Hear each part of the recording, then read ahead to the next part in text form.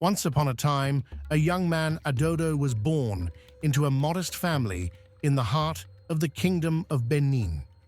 From a young age, he had always felt a deep sense of calling toward God, something that grew stronger as he matured. At the age of 21, he gave his life to Christ, vowing to serve him with everything he had. His parents were proud, and his friends admired his devotion. He soon became a pastor, known for his enthusiasm and love for God. However, his ministry faced difficulties from the start. The congregation in his church was small, and despite his hard work, the church never seemed to grow as he had hoped. Years went by, and Adodo's faith remained unwavering, but the dream of having a large, thriving congregation began to fade. His passion for spreading the word was still alive, but doubts began to creep into his heart. He struggled to understand why God wasn't answering his prayers for success. It was during this time of frustration that Adodo met Pastor David Alele at a pastor's conference. David was well-spoken, charismatic, and seemed to have the answers to everything Adodo was facing. They quickly became close friends, with David offering encouragement and advice. Unbeknownst to Adodo, David's influence would soon lead him down a dark path. David Alele appeared to be a godly man, a fellow pastor who had also devoted his life to serving the Lord. He listened to Adodo's troubles with understanding and shared his own experiences of overcoming similar struggles. As their friendship grew, David invited Adodo to visit his church, where he boasted of his large congregation and successful ministry. Adodo felt a mix of admiration and envy as he watched David preach with such power and authority, drawing hundreds of people to his services. David seemed to have all the answers Adodo had been searching for, and soon Adodo confided in him about his own church's struggles. One evening over dinner, David revealed something that would change Adodo's life forever. "There's a way to make your ministry grow," David said, his voice low but compelling. "There are spiritual forces that can help you. They'll make your church flourish, and you'll experience God's power like never before." At first, Adodo was hesitant, but the more David spoke, the more intrigued he became. David mentioned a powerful chief priest called Ikuku, who possessed the knowledge and rituals to unlock supernatural abilities. This, David explained, was the secret behind his own success. Adodo, desperate for a breakthrough, agreed to meet Ikuku and learn his ways. The decision to seek out Ikuku marked the beginning of Adodo's transformation.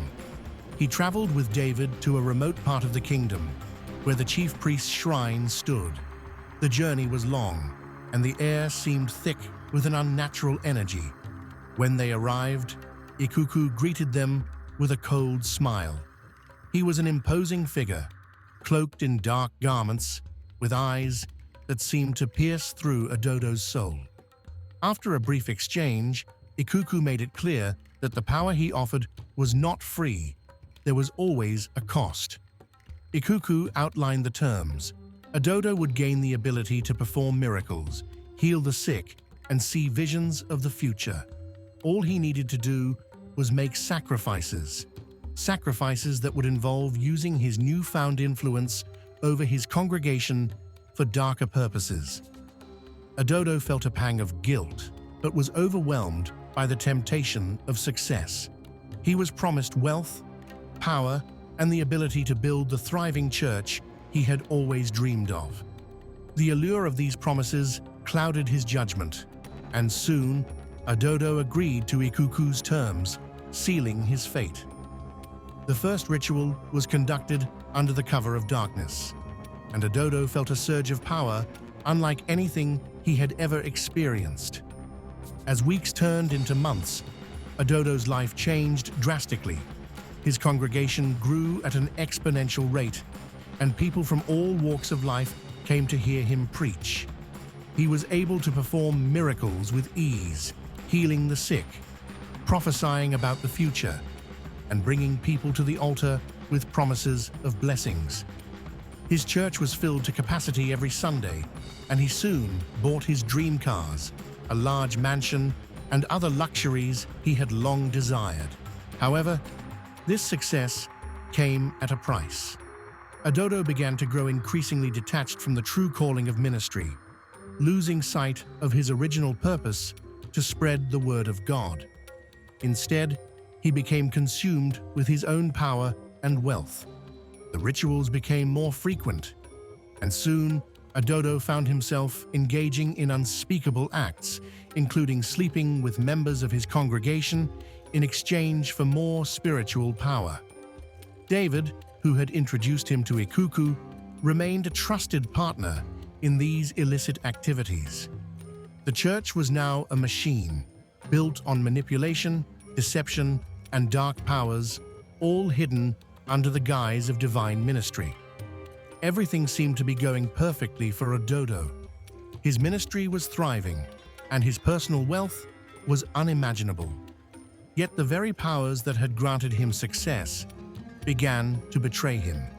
It started subtly at first.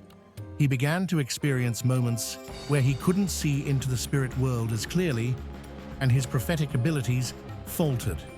The miracles that once flowed effortlessly now required more effort, and the healings he once performed became inconsistent.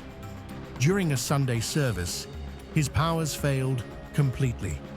The congregation was confused as they waited for the healing and prophetic words they had come to expect from him.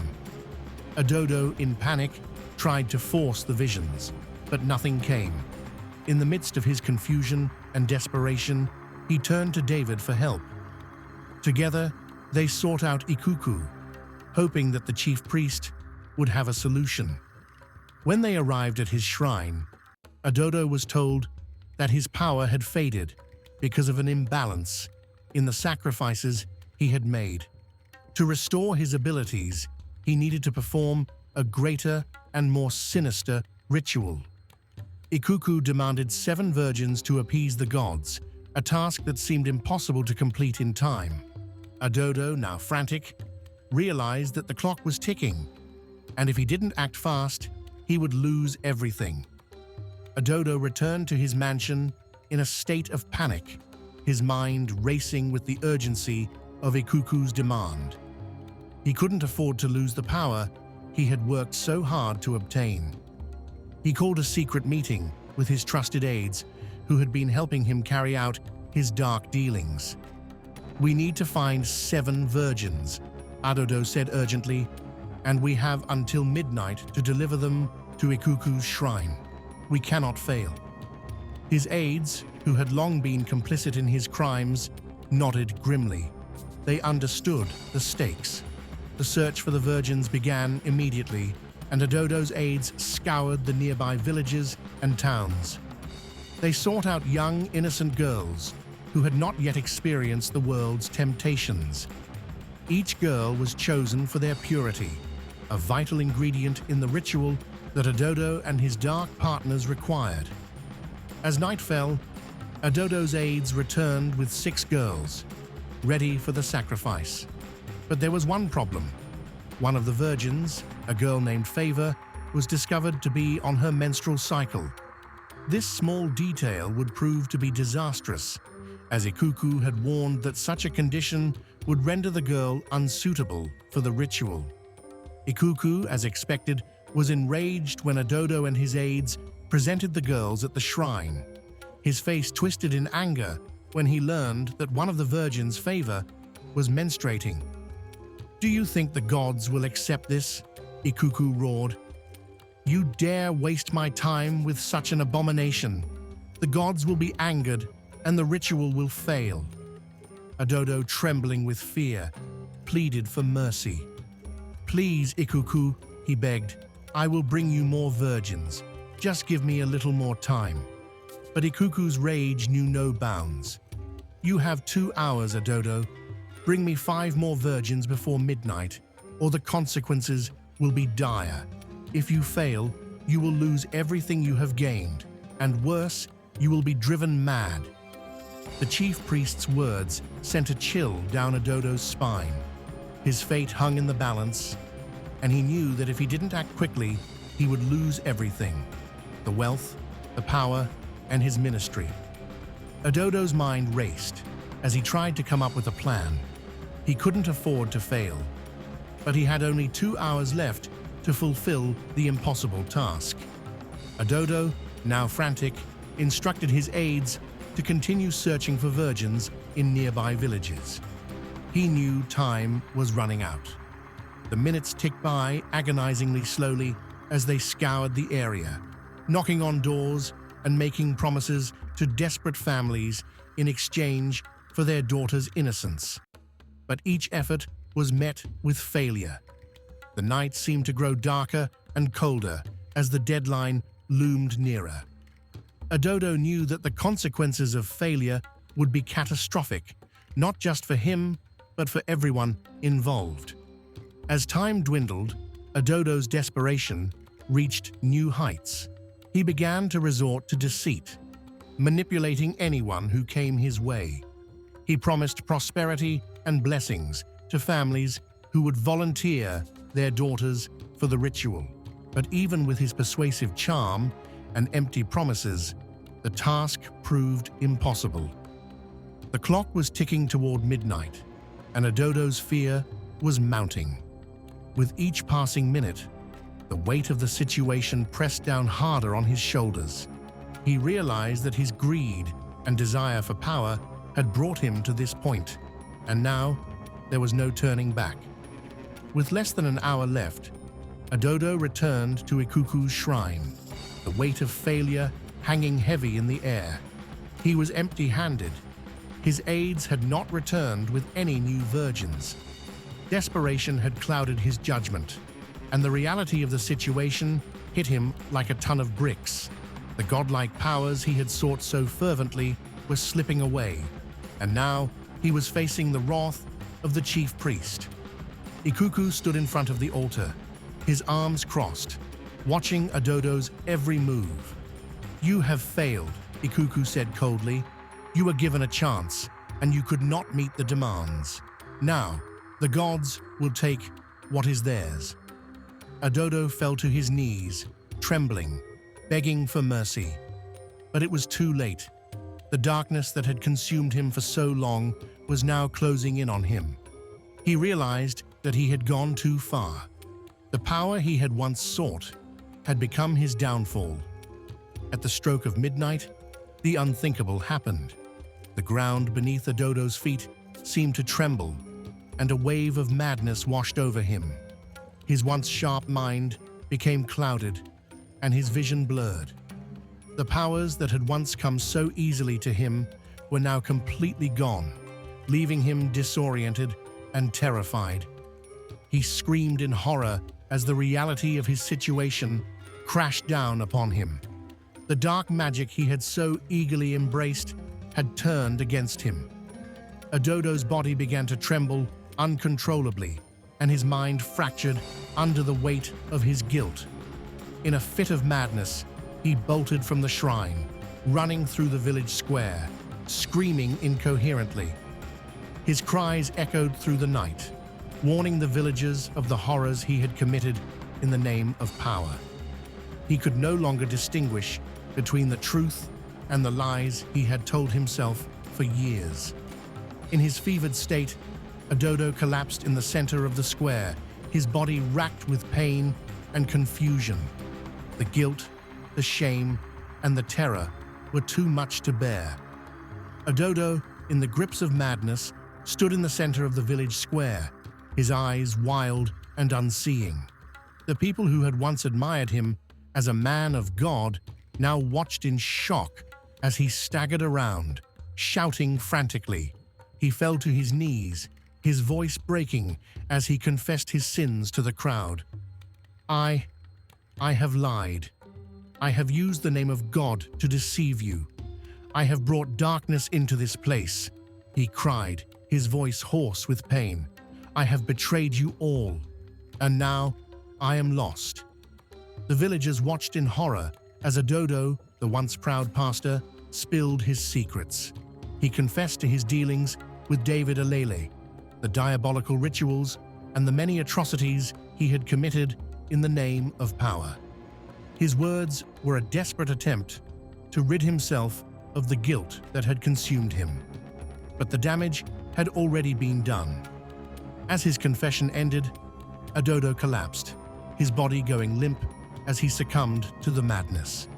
His last breath was a final, bitter reminder of the price of his ambition.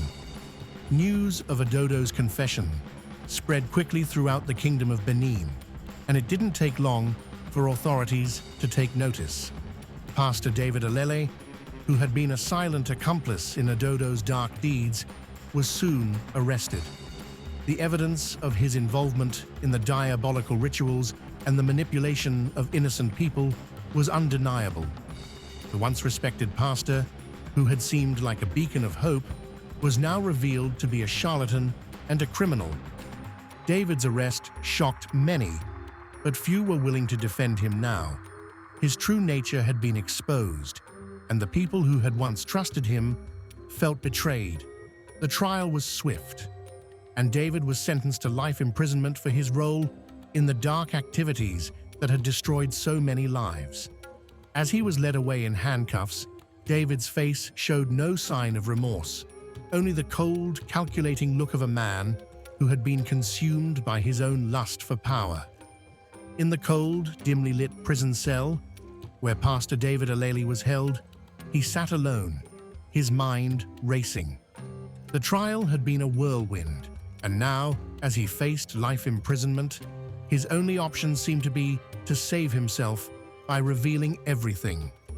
The weight of his guilt, mixed with his fear of the dark forces he had once embraced, gnawed at him relentlessly. He could feel the walls of the cell closing in, the darkness creeping toward him. But there was still one way out: the truth. When the police came to question him, David had made up his mind. "I will tell you everything," he said, his voice low and steady. "I will tell you about Ikuku, the chief priest who gave me the power to deceive and control the masses. I will tell you about the girls, the innocent virgins, whom we sacrificed in the name of power." The officers leaned in, captivated by his words. David continued, "Ikuku's shrine is where the rituals were conducted. There, the sacrifices were made to appease dark forces, and I was complicit in it all. The girls, the virgins, were innocent.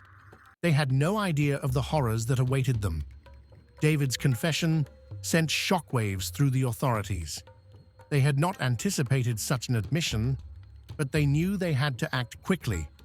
The chief priest, Ikuku, was still a powerful figure in the kingdom, and they had to dismantle the dark network that had been operating in the shadows for so long. David, with a tone of regret, directed them to the location of Ikuku's shrine, detailing the rituals and the involvement of both him and Pastor Adodo. The officers made preparations to arrest Ikuku and bring an end to the sinister operations that had plagued the region. The raid on Ikuku's shrine was swift and methodical. Armed with David's confession, the police arrived at the remote location under the cover of darkness. Ikuku's shrine, shrouded in mystery and fear, stood in the middle of a dense forest, surrounded by ancient trees and thick vines. The air around the place was thick with the scent of incense and the remnants of dark rituals. As the officers approached, they could feel an unnatural energy surrounding the area, but they pressed on, determined to put an end to the evil that had taken root there. Inside the shrine, Ikuku was found sitting in front of a large altar, his face a mask of indifference. He seemed to be expecting them. When the officers burst into the sacred space, he rose slowly, as though he had already accepted his fate. "You come to arrest me," he said calmly, "but you will never understand the power I control. You have no idea what you're truly up against." But despite his defiant words, Ikuku was shackled, and led away without resistance. The shrine was soon sealed, and the police began gathering evidence of the horrific rituals that had taken place there. The girls who had been prepared for sacrifice were found in the hidden chambers beneath the shrine. They had been kept in isolation, unaware of their true fate until the moment of the ritual. Shocked and traumatized, the girls were rescued and taken back to their families, who had long feared for their safety but had no idea what had been happening behind the scenes. The villagers were overjoyed to have their daughters back, and a sense of relief began to wash over the kingdom. The return of the virgins to their families was nothing short of a miracle. In the days that followed the raid, the kingdom of Benin buzzed with relief and disbelief.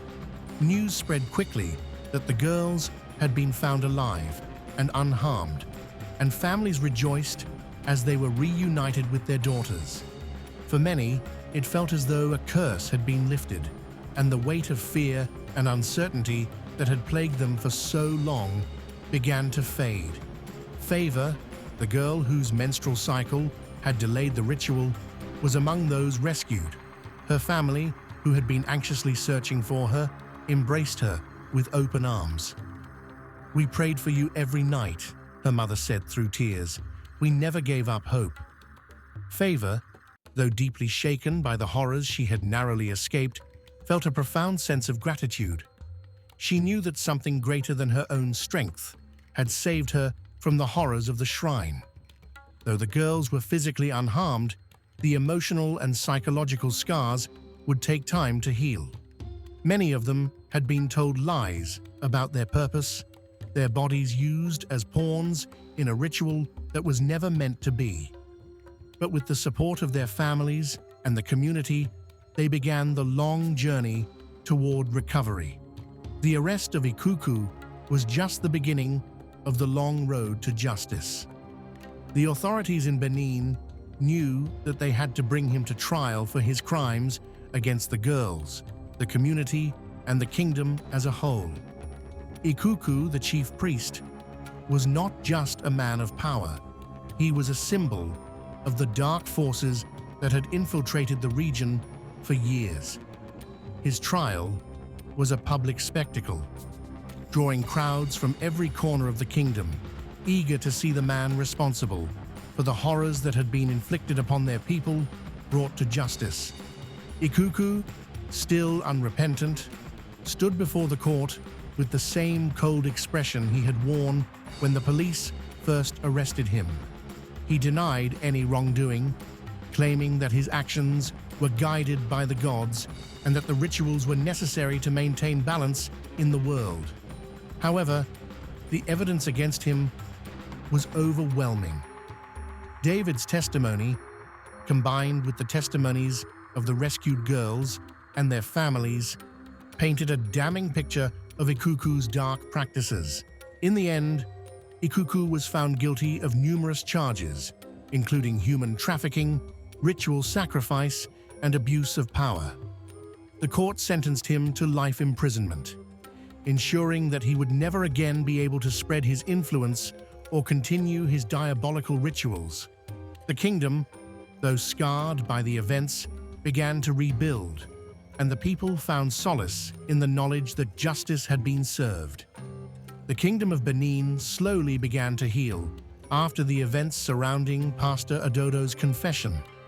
His public breakdown in the village square had revealed the full extent of his deceit, and the damage to his reputation was irreparable. People who had once looked up to him as a man of God now viewed him with distrust and horror. The once thriving congregation he had built now lay in ruins, with many of his followers abandoning the church altogether. Adodo's fate, however, was sealed. The guilt of his actions had consumed him, and after his confession, he was left to face the consequences alone. The darkness that had once empowered him now drove him to madness, and he became a shell of the man he had once been. As the authorities investigated his actions, it became clear that he had been a key player in the network of corruption and evil that had infiltrated the church. In the end, Adodo's tragic story served as a warning to others about the dangers of seeking power at any cost. His downfall, along with David's and Ikuku's, exposed the darkness that had been hidden behind the facade of faith and leadership. And while the Kingdom of Benin began to rebuild, the scars of the past would remain for years to come. Moral lesson: God's time is the best. Nothing good comes easy. And lastly, the wages of sin is death. What's your opinion about this story? Let us know in the comments section. Thank you.